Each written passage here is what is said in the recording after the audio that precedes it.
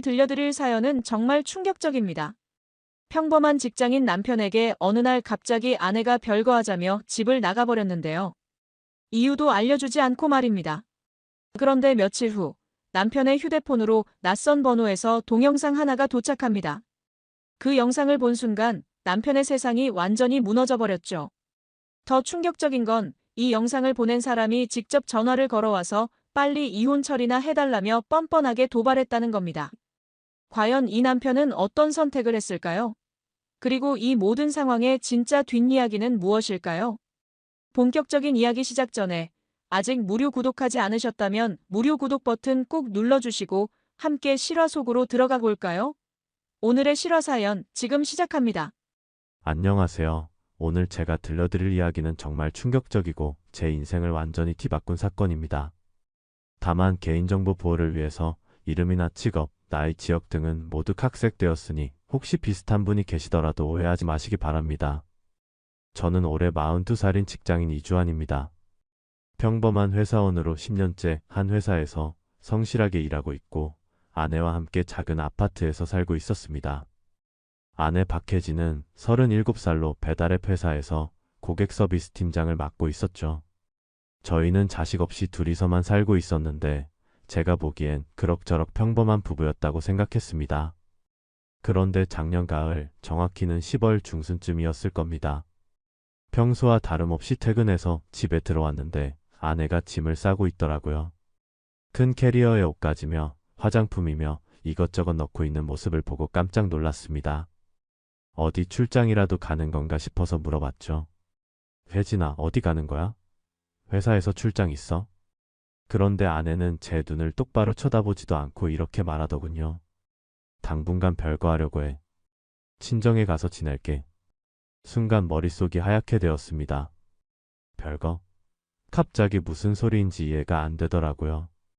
저희가 크게 싸운 일도 없었고 며칠 전까지만 해도 평소와 다름없이 대화도 나누고 함께 저녁도 먹었는데 말입니다. 무슨 말이야? 갑자기 별거가 뭔 소리야? 내가 뭘 잘못했는데? 하지만 아내는 계속 집만 정리하면서 대답을 회피했습니다. 제가 계속 물어봐도 그냥 혼자 생각할 시간이 필요해 이런 식으로만 얘기하더라고요. 저는 정말 당황스러웠습니다. 무엇 때문에 갑자기 이런 결정을 내린 건지 도무지 이해할 수가 없었어요. 혜진아, 우리 뭐 잘못된 거 있으면 얘기해보자. 갑자기 이런 식으로 하면 안 되잖아. 부부가 대화로 풀 수 없는 일이 어디 있어? 하지만 아내는 끝까지 구체적인 이유를 말해주지 않았습니다. 그저 당분간만 시간이 필요하다는 말만 반복했어요. 결국 그날 밤 아내는 정말로 짐을 챙겨서 친정으로 떠났습니다. 저는 혼자 남은 집에서 며칠 동안 정말 멍하게 지냈습니다. 출근은 했지만 일이 손에 잡히지 않았고 집에 돌아와도 혼자 있는 시간이 너무 어색하고 공허했어요. 아내에게 몇 번 전화를 걸어봤지만 받지 않더군요. 문자 메시지도 보내봤는데 답이 없었습니다. 도대체 무엇 때문에 이런 일이 생긴 건지 제가 뭘 잘못했는지 아무리 생각해도 모르겠더라고요. 혹시 제가 너무 무심했나, 아내에게 관심을 덜 기울였나 하는 생각도 들었습니다. 그래서 스스로를 돌아보며 반성도 많이 했어요. 아내가 마음을 돌려서 다시 집으로 돌아왔으면 좋겠다는 생각뿐이었습니다. 그렇게 일주일 정도가 지났을까요? 어느 날 오후 회사에서 일하고 있는데 제 휴대폰으로 문자 메시지가 하나 왔습니다. 발신자는 모르는 번호였어요. 혹시 아내가 다른 번호로 연락하는 건가 싶어서 급하게 확인해 봤습니다. 그런데 문자 내용이 이상했어요. 안녕하세요, 이주환 씨. 당신이 꼭 봐야 할 영상이 있어서 보내드립니다. 라는 짧은 메시지와 함께 동영상 파일이 첨부되어 있더라고요. 누구인지도 모르는 사람이 갑자기 이런 메시지를 보내니까 처음엔 스팸이나 사기 메시지인가 생각했습니다. 하지만 제 이름을 정확히 알고 있다는 점이 이상해서 호기심에 영상을 재생해 봤어요. 그런데 영상이 시작되자마자 제 심장이 멈춘 줄 알았습니다. 화면에 보인 것은 호텔방 침대 위에서 벌어지는 장면이었는데 그 주인공 중 한 명이 바로 제 아내였거든요. 처음엔 제 눈을 의심했습니다. 설마 이런 일이 있을 수 있나 싶었어요. 하지만 아무리 봐도 제 아내가 맞더라고요. 아내의 목소리, 몸짓, 심지어 평소 집에서 입던 속옷까지 모두 확인이 되었습니다. 상대방은 얼굴이 나오지 않았지만 남자 목소리가 들렸어요. 더 충격적인 건 영상의 각도와 화질이었습니다. 이건 몰래 촬영한 게 아니라 누군가가 의도적으로 아주 선명하게 찍은 것 같았어요. 마치 저에게 보여주기 위해서 촬영한 것처럼 말입니다.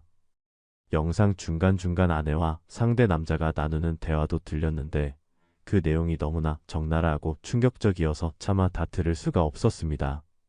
저는 손이 덜덜 떨려서 휴대폰을 제대로 잡을 수조차 없었어요. 주변 동료들이 뭔가 이상하다는 눈치를 챌 정도로 제 얼굴이 창백해졌을 겁니다. 급하게 화장실로 뛰어가서 구토를 했어요. 머릿속이 하얗게 되면서 아무 생각이 나지 않더라고요. 그제서야 아내가 갑자기 별거를 하자고 한 이유를 알 것 같았습니다. 아내에게 다른 남자가 있었던 거죠. 그리고 그 남자는 저에게 이런 영상을 보내서 저를 괴롭히려고 하는 것 같았어요. 도대체 어떤 인간이 이런 짓을 할 수 있는 건지 정말 믿을 수가 없었습니다. 영상을 끝까지 보지는 못했지만 본 것만으로도 충분히 충격적이었습니다. 제가 믿고 사랑했던 아내가 다른 남자와 이런 관계를 맺고 있었다는 사실이 받아들여지지 않았어요. 그리고 그 현장을 이렇게 적나라하게 촬영해서 저에게 보내다니 정말 악마 같은 짓이라는 생각이 들었습니다. 그날 밤 집에 돌아와서도 잠을 이룰 수 없었습니다. 계속해서 그 영상 장면이 머릿속에 떠올라서 미칠 것 같았어요. 처음엔 분노가 치밀어 올랐습니다. 당장 아내에게 전화를 걸어서 따져보고 싶었고 그 남자가 누구인지 찾아내서 혼내주고 싶었어요. 하지만 곰곰 생각해보니 감정적으로 행동하면 오히려 제가 불리해질 수 있겠다는 생각이 들었습니다. 상대방이 이미 이런 영상까지 찍어서 보낼 정도로 치밀하게 계획한 것 같은데 저까지 감정적으로 대응하면 더 큰 피해를 볼 수도 있겠더라고요. 그래서 며칠 동안 마음을 가다듬고 차분히 생각해봤습니다. 일단 확실한 증거들을 더 모아야겠다는 결론에 도달했어요. 법적으로 대응하려면 그 영상 하나만으로는 부족할 수도 있을 테니까요. 먼저 집에 있는 컴퓨터를 확인해봤습니다. 아내가 평소 사용하던 컴퓨터에는 각종 아이디와 비밀번호가 저장되어 있었어요. 그 중에서 은행 공인인증서를 이용해서 아내의 통장 거래 내역을 확인해봤습니다. 물론 이런 행동이 옳지 않다는 것은 알고 있었지만 상황이 상황인 만큼 어쩔 수 없는 선택이었어요. 거래 내역을 자세히 살펴보니 최근 몇 달 동안 이상한 지출들이 보이더라고요. 고급 호텔 결제 내역, 평소 가지 않던 비싼 레스토랑 결제, 그리고 술집에서의 결제까지 여러 번 확인되었습니다. 특히 호텔 결제는 영상이 촬영된 것으로 추정되는 날짜와 거의 일치했어요. 저는 회사에 연차를 내고 직접 그 호텔들을 방문해 봤습니다. 처음엔 개인정보 보호 때문에 정보를 알려줄 수 없다고 하더니 제가 상황을 설명하고 결혼증명서까지 보여주니까 매니저가 나와서 도움을 줬습니다. 실제로 그날 부인께서 남성분과 함께 오셨습니다. 체크인할 때부터 좀 이상하다는 생각이 들었어요. 여자분은 계속 주변을 두리번거리면서 불안해하시더라고요. 남자분은 오히려 당당하게 행동했고요. 호텔 직원의 증언까지 확보하니까 퍼즐 조각들이 맞춰지기 시작했습니다. 아내의 행동 패턴, 갑작스러운 별거 제안, 그리고 그 영상까지 모든 것이 연결되었어요. 며칠 더 조사를 해보니 아내가 자주 간 술집도 찾을 수 있었습니다. 그곳 사장님도 아내를 기억하고 계시더라고요. 항상 같은 남자분과 오셨는데 되게 친밀해 보였어요. 처음엔 부부인 줄 알았다가 나중에 보니 좀 이상하더라고요. 여자분이 가끔 전화 받을 때 목소리를 낮추고 그러던데 이런 식으로 하나하나 증거들을 모아가니까 전체적인 그림이 보이기 시작했습니다. 아내는 이미 몇 달 전부터 다른 남자와 불륜 관계를 맺고 있었고 그 남자는 저에게 영상을 보내서 저를 괴롭히려고 했던 거죠. 증거를 어느 정도 모은 후 저는 아내와 직접 대면하기로 결심했습니다. 더 이상 이런 상황을 방관할 수는 없었거든요. 아내에게 전화를 걸어서 만나자고 했더니 처음에는 거부하더라고요. 하지만 제가 중요한 얘기가 있다, 꼭 만나야겠다고 강하게 말하니까 결국 만나주겠다고 하더군요. 약속 장소는 집 근처 조용한 카페였습니다. 오랜만에 본 아내는 많이 야윈 것 같았어요. 얼굴색도 좋지 않았고 뭔가 불안해하는 기색이 역력했습니다. 저는 차분하게 준비해온 자료들을 꺼냈어요. 혜진아, 이게 뭔지 알겠니? 아내에게 은행 거래 내역과 호텔 영수증 폭사본을 보여줬습니다. 아내의 얼굴이 순간 하얗게 변하더라고요. 하지만 곧 진정을 되찾고는 이렇게 말했습니다. 이게 뭔데? 내 사생활을 염탐한 거야? 염탐이 아니라 확인한 거야. 내가 갑자기 별거하자고 해서 이유를 알고 싶었어. 그리고 저는 휴대폰을 꺼내서 그 영상을 보여줬습니다. 아내는 영상을 보자마자 얼굴이 새파래졌어요. 하지만 예상과 달리 사과하거나 잘못했다고 하지 않더라고요. 오히려 큰 소리를 치기 시작했습니다. 우린 별거 중이잖아. 내 사생활에 왜 간섭해? 그리고 이런 식으로 감시하고 염탐하는 게 정상이야? 저는 정말 어이가 없었습니다. 자기가 불륜을 저질러 놓고도 오히려 저를 탓하다니요. 별거는 내가 일방적으로 통보한 거잖아. 그리고 이 영상은 누가 찍어서 나한테 보낸 건데? 그러자 아내는 한 걸음 더 나아가서 이렇게 말하더라고요. 이거 합성 아니야? 요즘 기술 좋아져서 이런 것도 만들 수 있다잖아. 나를 모함하려고 꾸민 거 아냐? 순간 머리끝까지 화가 치밀어 올랐습니다. 이렇게까지 뻔뻔할 수가 있나 싶었어요. 하지만 저는 감정을 억누르고 차근차근 따져봤습니다. 합성이라고? 그럼 내가 평소에 입던 그 속옷은 어떻게 설명할 거야? 그리고 영상에서 내가 한 말들, 내 목소리, 내 습관들은 어떻게 설명할 건데? 아내는 더 이상 대답하지 못했어요.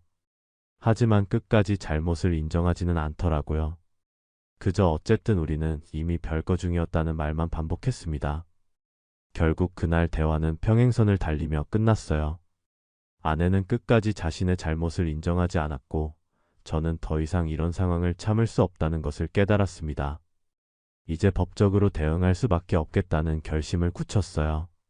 그로부터 며칠 후 정말 믿을 수 없는 일이 벌어졌습니다.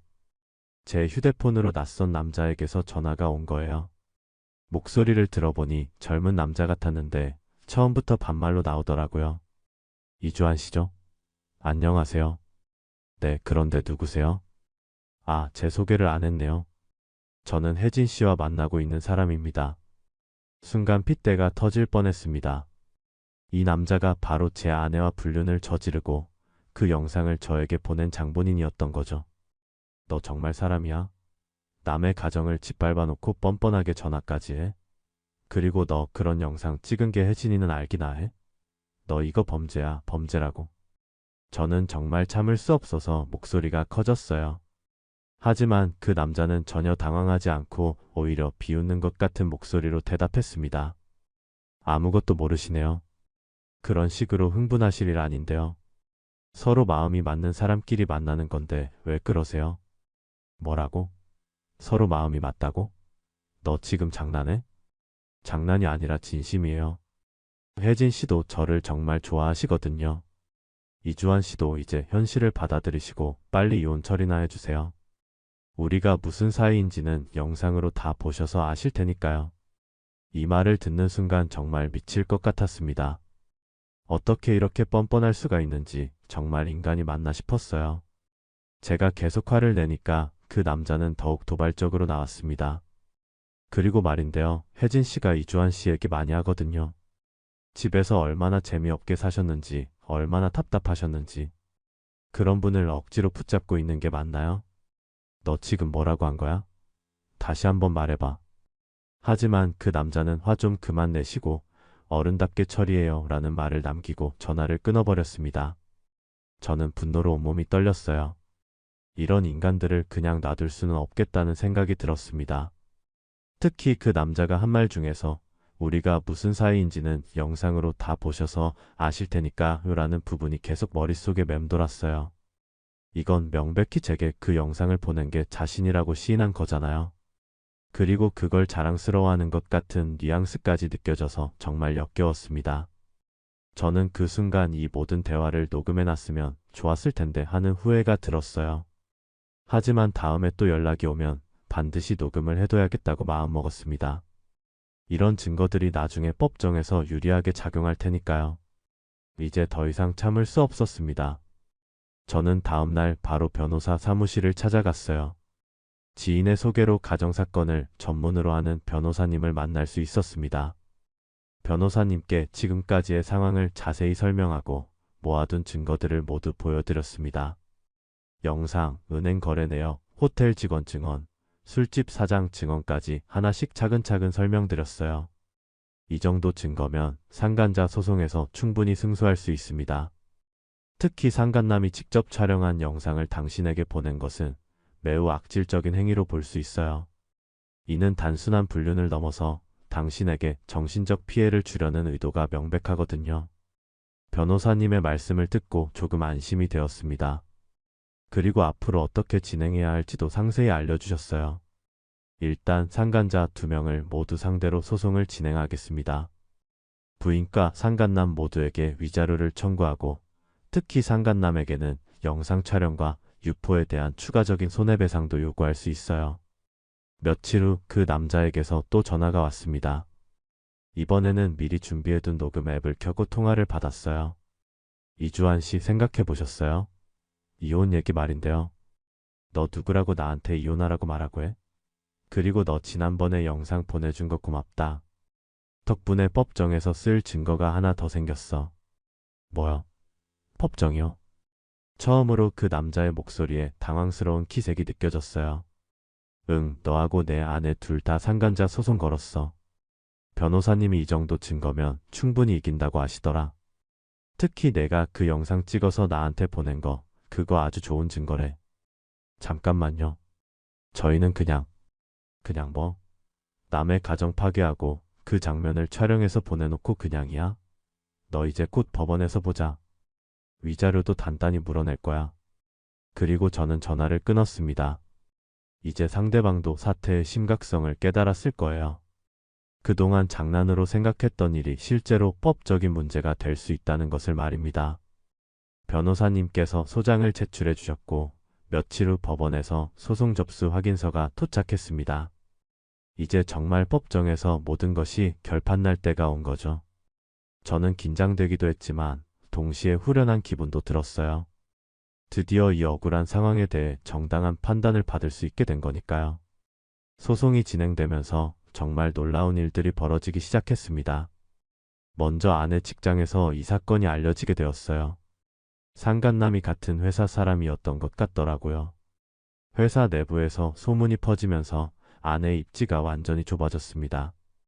아내가 근무하던 배달앱 회사는 기업 이미지를 중시하는 곳이었는데 임직원의 불륜 스캔들이 법정까지 가게 되니까 회사에서도 가만히 있을 수 없었던 것 같아요. 결국 아내는 자진사직서를 내야 하는 상황에 몰렸습니다. 상간남도 마찬가지였어요. 그 사람의 아내가 모든 사실을 알게 되면서 그 집안도 완전히 박살이 났더라고요.